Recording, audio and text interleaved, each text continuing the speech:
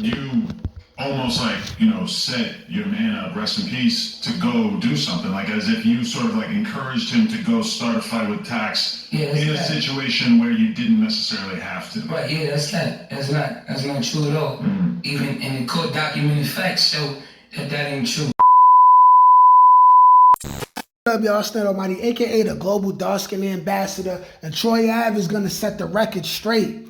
We're gonna hear him explain how he never, ever, ever sent his deceased best friend Banga on a Doja mission. He was not a crash dummy, and furthermore, he's gonna explain how, if anything, he'll handle his own problems himself.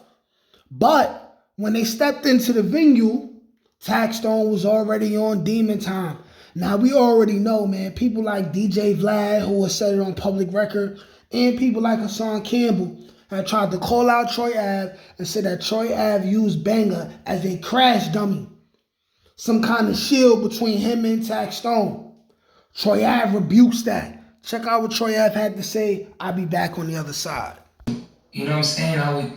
I would never do that. And I'm not even that type of person. Like, I'm gonna get active myself. I'm not one of these rappers that be getting friendly extorted or having people around them that, you know what I'm saying, crash dummies and like that. Like, and I'm willing to knuckle up with whoever myself. You feel me? We always gonna be on that time first. Like, so wherever they get that from, it's just made up just to try to move the goalposts. Because based on what you're saying, there was never a time where you or Banga would have, like, there was no situation where somebody would have been able to just go start some attacks. Like, it was already started as soon as you laid eyes on it. It started. Yeah. We came in the room. It was like, as soon as we came in the room was like a phone booth.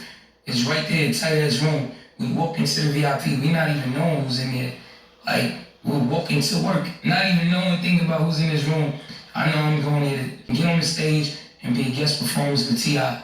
I don't even know who else is in this other VIP room, but I gotta get to that way. And as soon as we get past the first initial people, me seeing what's up, pictures taken, oaths and video in court. The next thing, they moving people out the way, and as they move people, this jealous hater, pissed, standing by the door, yelling what's popping, and with his strap on, you know what I'm saying? And like, what's popping? It's an act of aggression. It's war right there. He wasn't there sitting down, minding his business, back turned, sipping Douce and doing nothing, and we came up on him. That wasn't it. I don't never with the money. One thing about me from day one, I've been about getting to the money. You know what I'm saying? So that's why I didn't bring no guns in that venue. I had guns with me. I've had guns with me. You know, now I got actual licensed guns, but of course, you gonna have guns, but my guns ain't for I don't do bum crimes like robbing people. I'm gonna protect myself. If somebody come at me, we gonna boom them and it's gonna be man down. I mean, carrying a gun in New York City is one thing. Carrying a gun in Irving Plaza is another thing. Having a gun in Manhattan is another thing. There's just levels to this. Not even that. When there's a thing called the hip hop police, and if any hip hop artist, you know, I don't know from out of town, but most of them you'll know about them, and it's up to your management to have a good rapport with them. You know what I'm saying?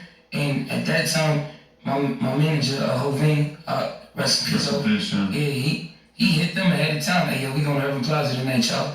Like, they not on no bullshit harassing. They just whatever. They cops. You know what I'm saying? And they was like, I bet we'll be out there anyway. So we'll see out there. So cool. So why the fuck would we bring guns in a place that's gonna be secure?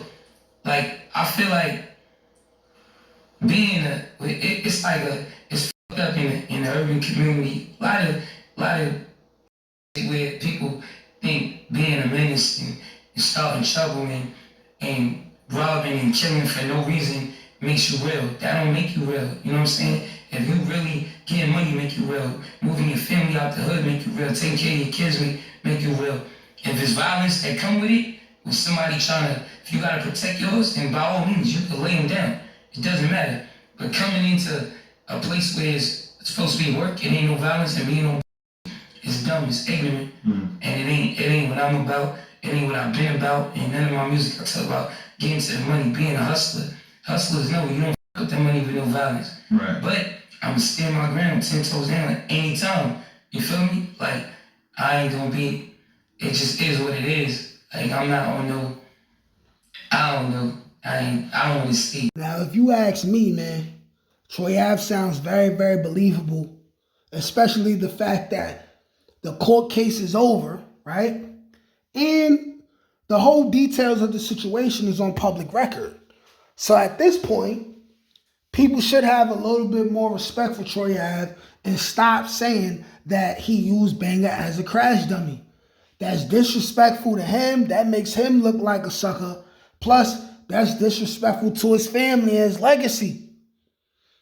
What kind of legacy is it for a man who's a grown man and everybody run around saying he went out being a crash dummy for somebody who allegedly didn't care about him, when that's not the truth?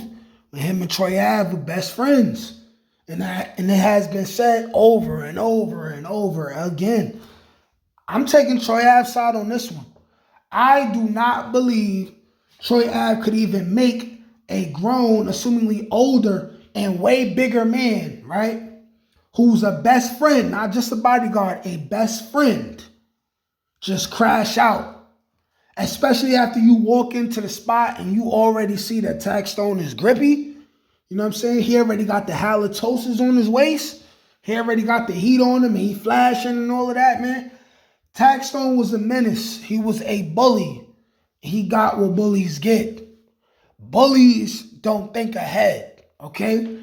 Now, if Taxstone was smart and he was thinking ahead, he would say, hey, listen, I'm not about to take a gun, an illegal gun, and go into Urban Plaza with a gun, knowing that somebody who I don't like is there, okay? Why would he do that? That was the stupidest thing ever. He threw his entire life away. One decision, if he would have just chose to even still go but not have the gun, either they would have seen each other, nothing happened, or at the very worst, it could have been a fight. It would have been a fight.